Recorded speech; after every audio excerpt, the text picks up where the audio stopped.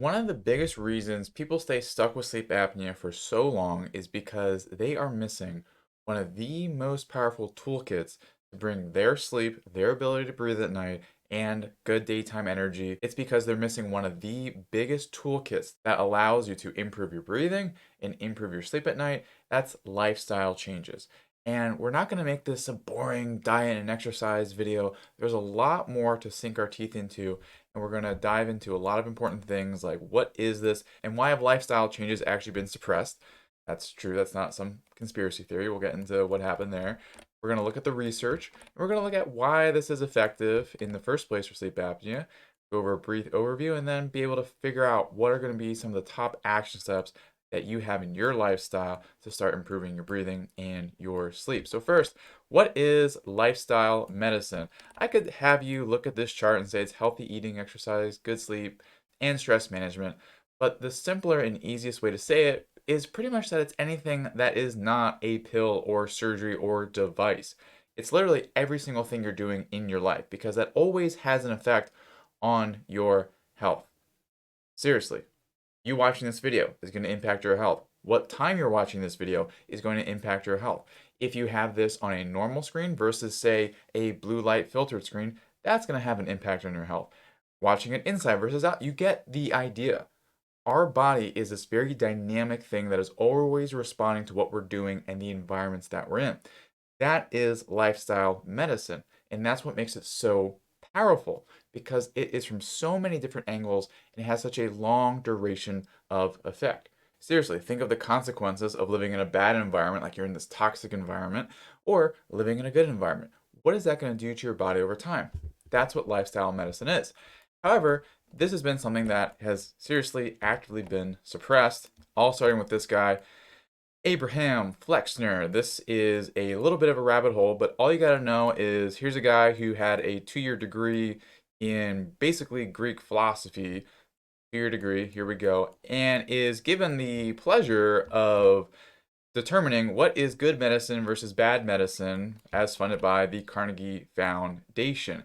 So, super qualified, 2 year degree in Greek and Roman studies. Yeah, like super qualified, doctor, all of that. And the prevailing view at the time was germ theory, which basically means every single thing that's wrong in the human body, from heart disease to depression, is because of some external bacteria or virus or parasite. I'm not discounting that an infection is driven by a pathogen. Okay, I'm not discounting that. I'm saying it's not all like that. However, that was the point that was driven home, again, by your 2 year degree scientist here. This was driven by a lot of economic forces at the time to install this paradigm of a pill for every ill. You get an injection for this, a medication for that, a tonic for this, so on and so forth. And that is literally the modern landscape of medicine as we know it today. And it's not just these chemicals, it's going to be surgeries and technologies and other things that can be invested into to treat things. So a pill for every ill, a surgery for everything, all of that there. And this was at the expense of just good, healthy living, clean water, good nutrition at the time. And it was really a fork in the road for modern medicine that happened. And we went this way. We went to a pill for every ill, which is why a lot of times it does seem ridiculous. Oh, just make sure your water quality is good. Sounds like a bunch of nonsense. But the thing is, that was a dominant thought until a lot of money got put into the research to drive a whole industry. Now, that aside, that's basically why we're here, of where instead of talking about lifestyle, we've all been given the belief that the only way to change our bodies is through these two. However, this is a very valid area. Now, we may not always think that way because there's not a ton of research. There's some research, but let me show you. If we look at the National Library of Health and we're looking at, okay, how much research is done on sleep apnea and surgery? 16,000 results. What about CPAP? Nearly 7,000 results. What about lifestyle changes? 300. Because what makes money in healthcare is going to drive the research and it's going to drive what is practiced in clinical medicine. This is the trickle down effect of pill for every ill thinking. So that's why being able to broaden our horizons is super important because there's so much more than just that. So if we look at some research studies here, we're going to look at a case study, then we're going to look at a meta-analysis. We're going to start small and then go big. And really briefly, here's a published piece of literature. They did a case report in someone, and I'm just going to capture the main highlights of this. The bottom line here is that this person was given a lifestyle, diet and exercise, of course, but a lot of the diet and even supplementation really centered around this idea of being anti-inflammatory. And this was something super, super important that we'll talk about in a moment with hunters and beer and all that. But you need to know that this person in this case study, yes, I know it's just one, but just to illustrate the point, they were able to get off of their CPAP and to no longer be diagnosed with sleep apnea. The fun part about this is if we look at the timeline, January 2004, March 2004, just a few months.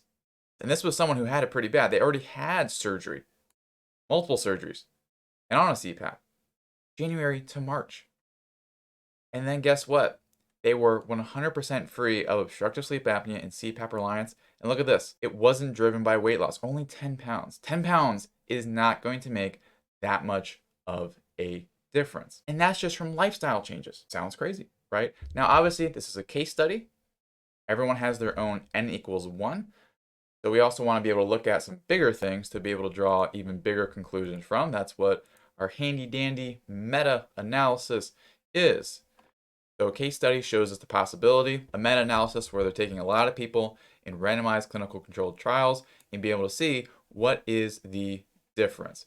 Overall, just to show you the highlights, they show with lifestyle changes, they were able to reduce the AHI, the severity, by about 6 per hour there.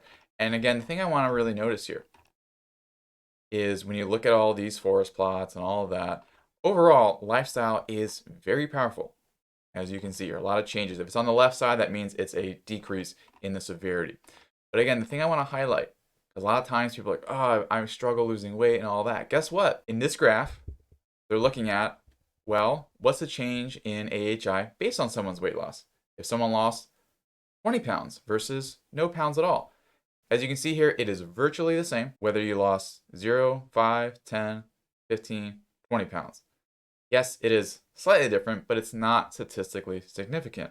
So once again, there's something else going on here that was pointed out by that case study, and it's all about inflammation.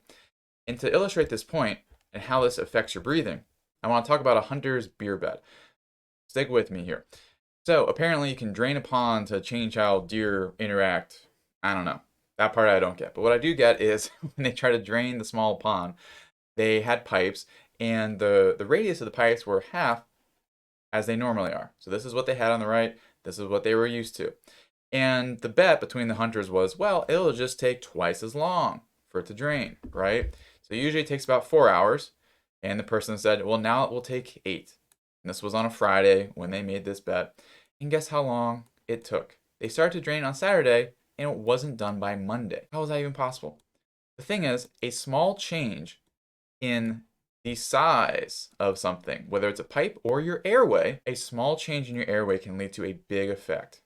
So just by having it in half, it took 16 times longer, 4 versus 64 hours. And the reason for this is physics. We don't need to get into all these different things, but you should just know that this is r to the 4th power. So the space in a tube or your airway exponentially, very exponentially, affects the flow in a tube. It will flow a lot more easily. It'll be a lot easier to breathe. You can even breathe slower. And that's important to know. I'll talk about that in a moment. But the bottom line, small changes in airway size lead to big changes in airflow. And to prove this in a way that you can verify, let's say we take your inflamed airway, it's at 1.2 centimeters, and you get it to 1.5 centimeters. This would be a realistic measurement. This can nearly double your airflow. If you don't believe me, you can pause, do the math. I'm not going to walk through math here, but you can pause the video and look at that and double check me. And the reason this is important because the bigger you get your airway, the less likely you are to breathe faster. Because think about it, you have a smaller airway, you need to breathe faster, like breathing through a straw, leads to a faster inhale. It's going to pull any weak muscles into the airspace, block off the airway. If you have a wider airway, this will lessen the chance of this happening. Now, you still need to slow down your inhale because you're stuck in this neural pattern, but it will favor a slower inhale, especially when you do it naturally by reducing inflammation. So how do we do that with lifestyle? That is a great question. So I do have my own framework where we're talking about lowering stress, establishing a good rhythm, enhancing your environment, and prioritizing nutrition. And all of these will lead to better breathing to keep your airways open.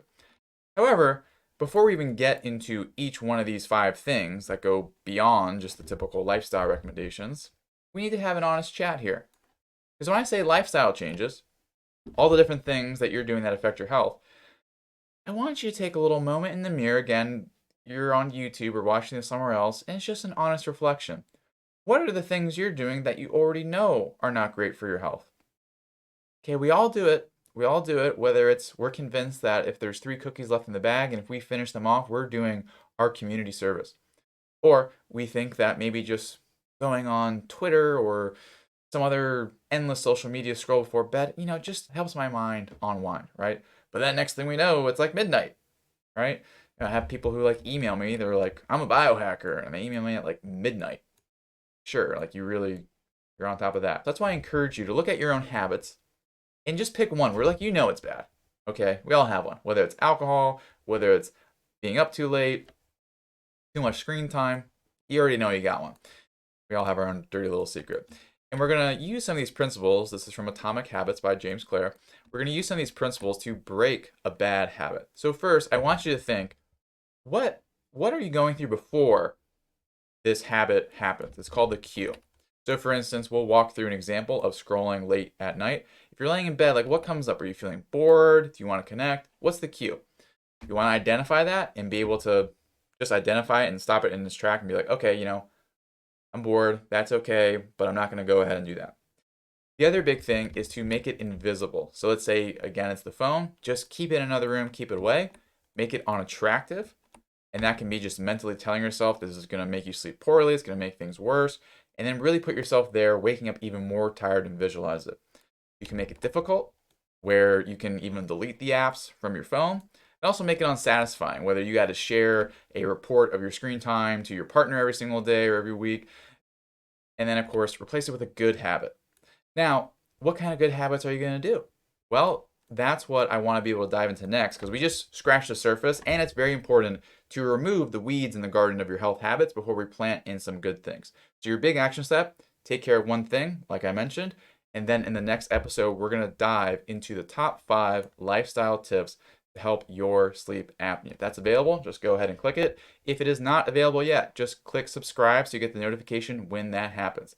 And of course, if you just want to streamline all your efforts, we are here for you for your free evaluation session. That's ochnow.com/talk. Just go there and you can also click, there should be a button above me, and then I'll talk to you then. Thanks so much for watching, and I'll see or talk to you soon.